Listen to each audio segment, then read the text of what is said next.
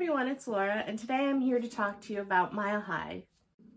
So I've seen a lot of people talk about these Liz Tomforde books and giving them high praise. So I want to say last fall at some point, I ended up buying them. I only bought the first two because I knew that The Right Move, which is the second one, was really popular. And so I bought the second one in case I really liked this one. I just kind of wanted to binge. And even if I didn't like this one, then maybe I would want to go ahead and read the second one. But I haven't bought any more in the series yet. But I also think I mixed up what the plot was, and I thought the plot for this one is actually the plot of the second one. So this book basically was a blind read for me. And for the most part, I enjoyed it, but it wasn't perfect for me. So this book is about Stevie and Xanders. And Xanders, he is a big hockey star, and he is on the Chicago team. I forget what the name of it was. The Raptors? Or is that the basketball? I'm sorry, it's been a while since I read this. This is one of the first books I read this month, and I'm a little backlogged on my videos. I will put it up here, what the teams are. I'm not a sports girl if you can't tell. So he plays in hockey, and he is kind of part of the dynamic duo with the captain of the hockey team, and he's kind of like the alternate backup captain, but they've been known from their high school days, and they have the same agent, and they've sold kind of the relationship as rivals to friends. And the captain is someone who really straightened out his life, and he's well known to be a big family man. He adores his wife and his children. And Xanders then has to play his counterpoint and kind of be the ladies' man who always has a new woman at his arm and just be the rapscallion of the duo. And this book starts off where they have a private team jet. And it used to be that basically they would continually rotate the crew on the jet, and they ended up deciding to go a different route this year, and they were going to basically have the same flight crew for the entire season. And so Stevie happens to be one of the 3 flight attendants, but she is one of 3, and her and Indy are under their supervisor, who's really quite bitchy to them. And there is a strong no fraternization rule with any of the players, that if they're caught trying to have any sort of romantic relationship with any of the players, they could get fired. And she is not interested in that because her brother Ryan is a professional basketball player. He is actually one of the main characters in the second book. So she's been around high quality athletes for his entire career, so in college and then his professional sports team. So she's not really fazed by any professional athlete, and she had a bad experience with an athlete in the past, and you don't find out really until a little bit into the book what happened, but she's made a vow to herself almost that she's not going to fall down that rabbit hole again and give in to these athletes no matter how flattering their words might be. So she is kind of sassy, and Xanders notices that she's not interested at all, and so he tries to basically bully her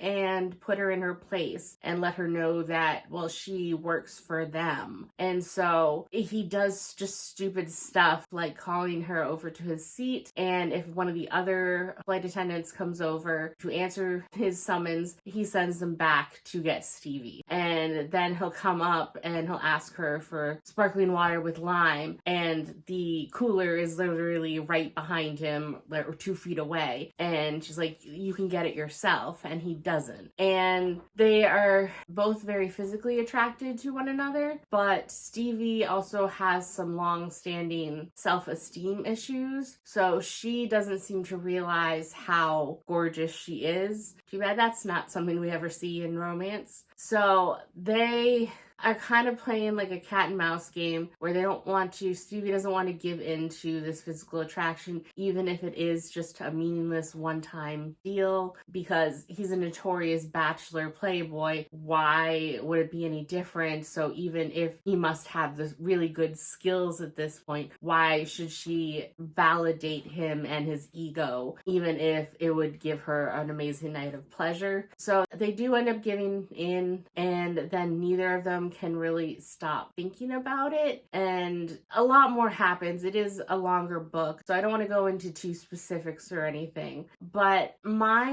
main issue is I liked this book a lot for the most part. My main issue was just basically Xander's. I don't like any sort of bullying, even in romance. Teasing is one thing, but what Xander's was doing wasn't really teasing. He didn't even try and justify it to himself that way. I mean, he literally, when you're in his chapters at the beginning, says that he needs to put her in her place. And I know that bully romance is a genre all on its own, and that some people appreciate that and like that, and I know it's all fictional, but I can't really get over that start of how these two met and interacted, and it's just not ideal for me. I mean, because it just reeks of bad power dynamics, which I hate. And I mean, it was literally, he is a multimillionaire, she is a flight attendant, that she makes enough money for her lifestyle, but he doesn't necessarily know that. He didn't know anything about her, and it seems like he went in with the intention of breaking her, so she would either kowtow to him or she would give up and quit, and that's just not cool in my book. So no matter how much we dig into Xander's character later in the book, because he has his own issues, and I understand better part of his mindset and why he was eager to go along with this persona and this playboy image, and why he was hesitant to get into any type of relationship, I still just can't get over the fact that he thought treating someone that he was a superior to in a work environment in such a way, and then just trying to pursue her romantically, physically, not even romantically, it was physically, he was trying to pursue her. And it just, I don't know. There was no way when it started, no matter how good the book got, where I would be willing to give this a 5-star, just with how it started and how Xander's was in the beginning. So while I did really appreciate the journey that both the characters went on, I did really like a lot of the story and the setting and the other characters. And basically, as I was in the middle of this book, as she met one of the other flight attendants, Indy, I was like, wait a second. And then we meet her brother Ryan. I'm like, that sounds vaguely familiar. Is that? And then I looked it up, and sure enough, they're the ones in The Right Move. So I'm interested now knowing more about those characters from this book to see their actual story, and at least seeing how her brother was in this. He was awesome, and so was Indy actually. So I'm really quite interested to see their story and how that plays out. But ultimately, I settled for now at least on 4.25 for this, and I really liked a lot of the writing. Like I said, if their dynamics at the start had been different, then I could fully see this having been a 5-star. It's just, it had a lot of work to make up for that, in my opinion. So if you don't mind some bullying, if that doesn't bother you, then I'm happy for you, and I highly recommend this book. But that type of start to any romance is just not my ideal. So 4.25. And that's all I have for this video, and I will see you in the next one. Bye!